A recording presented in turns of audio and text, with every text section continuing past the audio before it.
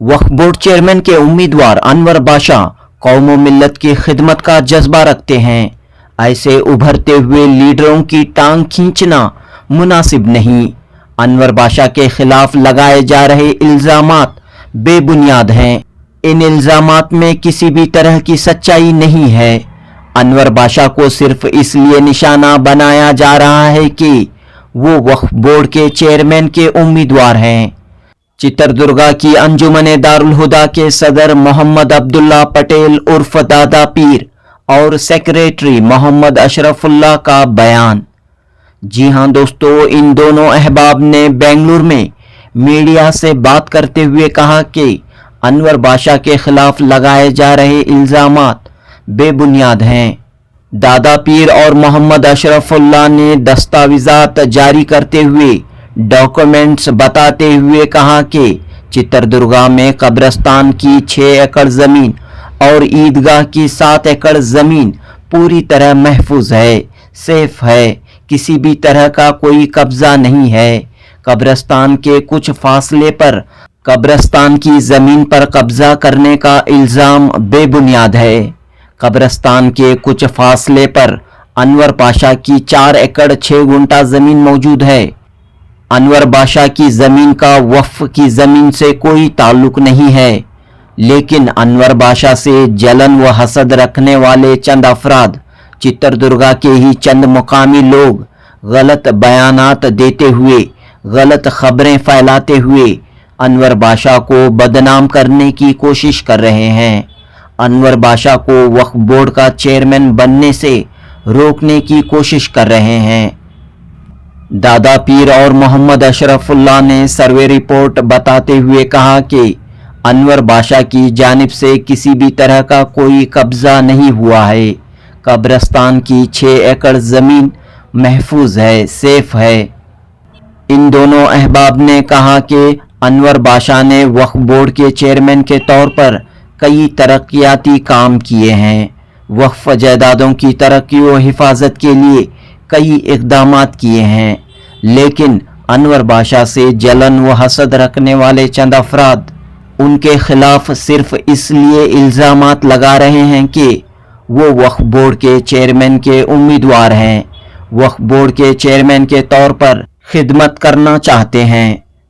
अंजुमन दारुल हुदा के सदर दादा पीर और सेक्रेटरी मोहम्मद अशरफुल्लाह ने कहा कि ऐसे लीडरों की टांग खींचना मुनासिब नहीं है, बल्कि इनकी हौसला अफजाई होनी चाहिए। इन्हें मजीद काम करने, खिदमत करने का मौका दिया जाना चाहिए।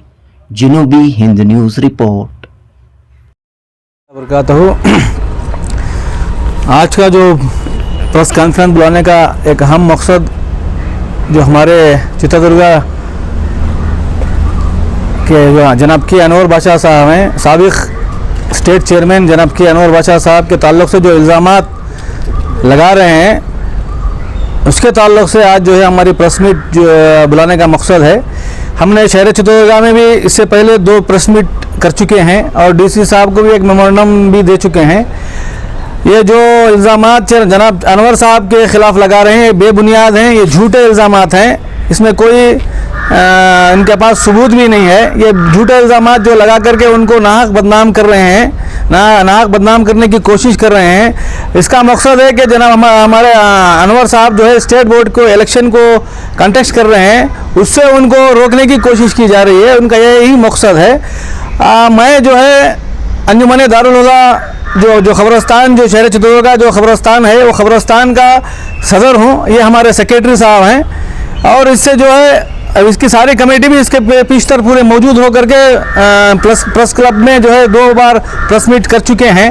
आज मैं बेंगलुरु में आकर के प्रेस मीट करने का अहम मकसद है कि हमारे जो चेयरमैन साहब को जनाब अनवर बाशा साहब को जो बदनाम कर रहे हैं, ये झूठा है, ये झूठ साबित कर रहे हैं, झूठा इल्ज़ामात उनके ऊपर आयद किए जा रहे हैं। इसका जो सबूत जो है हमारे पास जो डॉक्यूमेंट है, वो डॉक्यूमेंट के बेस पे हम आपको बोल रहे हैं कि जो है जो ख़बरस्तान जो अक्सनकल का जो ख़बरस्तान सर्वे नंबर 11 में था, उसको फोड़ करके दुरुस्त करके 24 बना दिया गया है। वो गवर्नमेंट वाले बनाए हैं।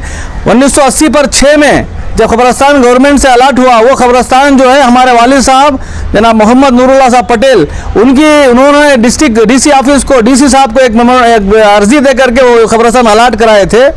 उसके 80/6 से आज तक जो कब्रस्तान जो गवर्नमेंट की तरफ से मिला है वो एज इट इज़ आज मौजूद है। कब्रस्तान आज इट इज़ आज मौजूद है। ये जो है उनको जो है गलतफहमी का शिकार हुए हैं, क्या जान करके अनजान बन रहे हैं, पता नहीं है।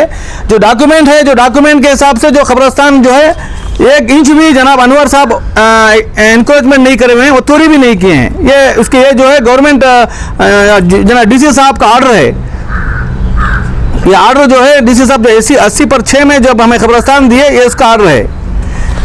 और जो है हमें कब्रस्तान देने से पहले जनाब एसी साहब और तहसीलदार साहब जो दोनों जो है कब्रस्तान की जो ज़मीन देने वाले थे, वो ज़मीन को जो है आकर के माजर किए हैं। माजर रिपोर्ट है ये, डीसी साहब को एक रिपोर्ट दिए हैं, रिपोर्ट पेश किए हैं। वो क्या है रिपोर्ट में?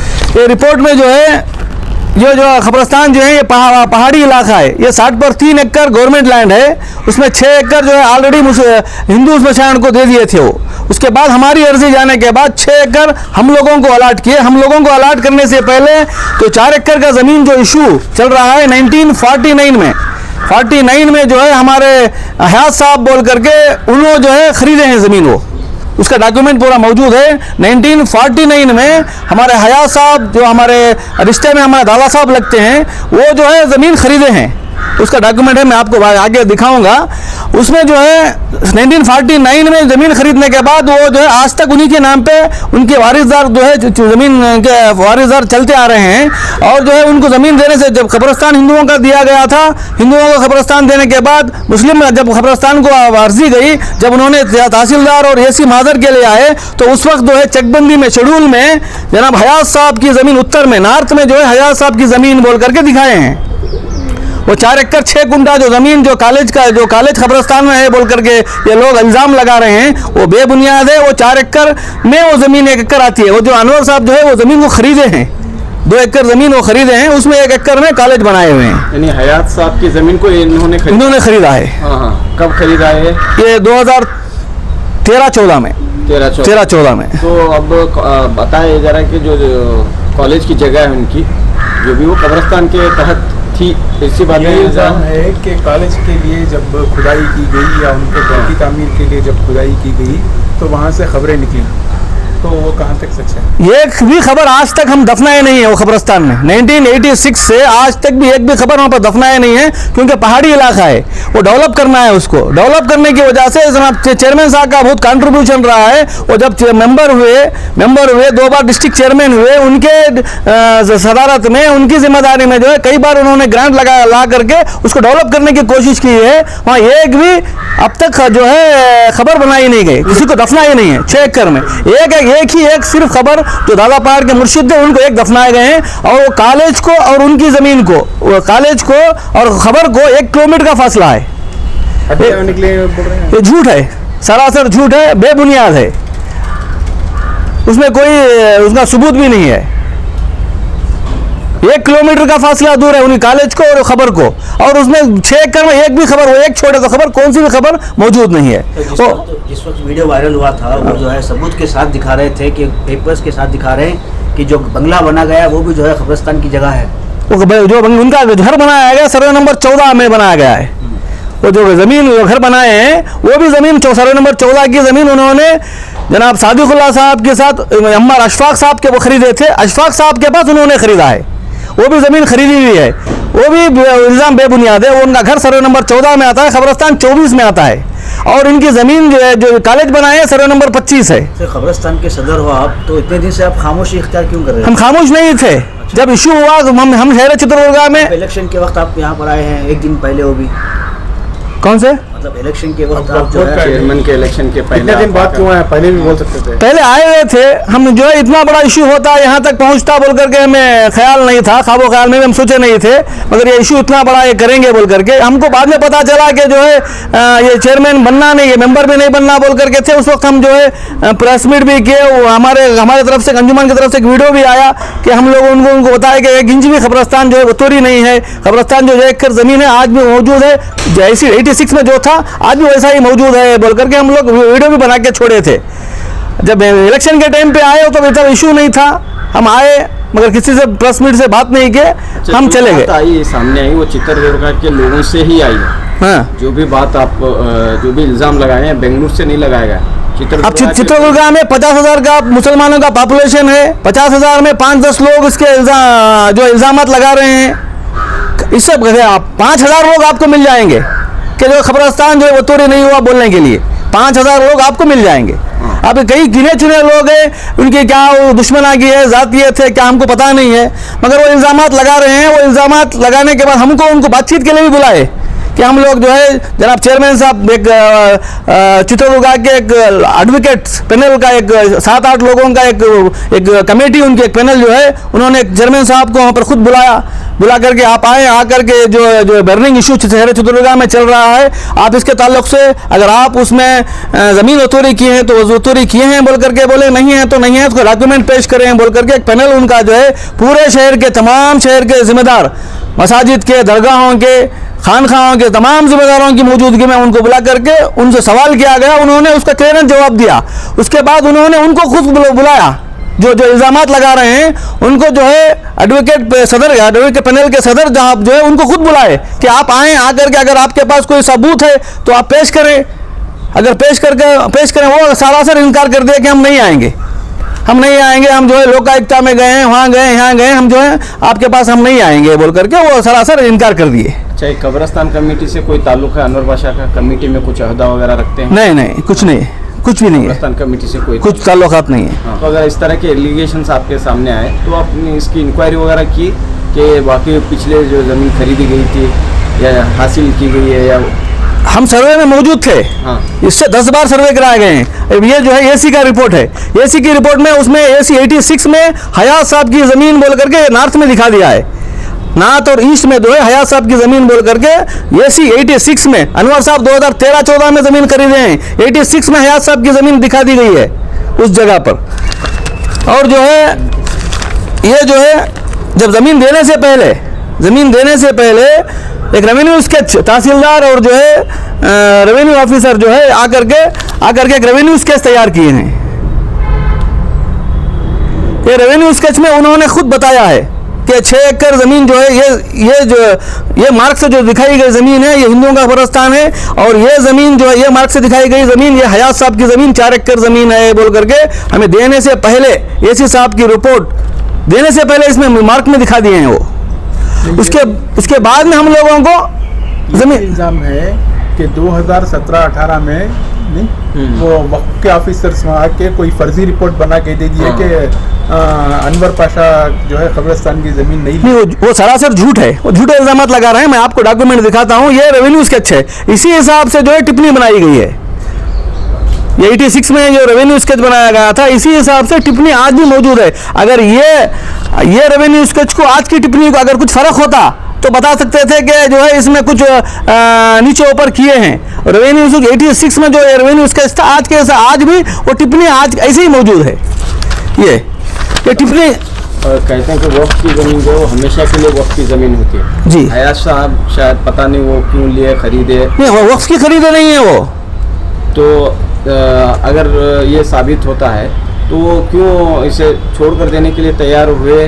नहीं वो ज़मीन ही वक्फ की नहीं है। हाँ। वो उन्होंने इसके पास खरीदा, दिखाता हूँ मैं उनको, वो ज़मीन उन्होंने हयात साहब ने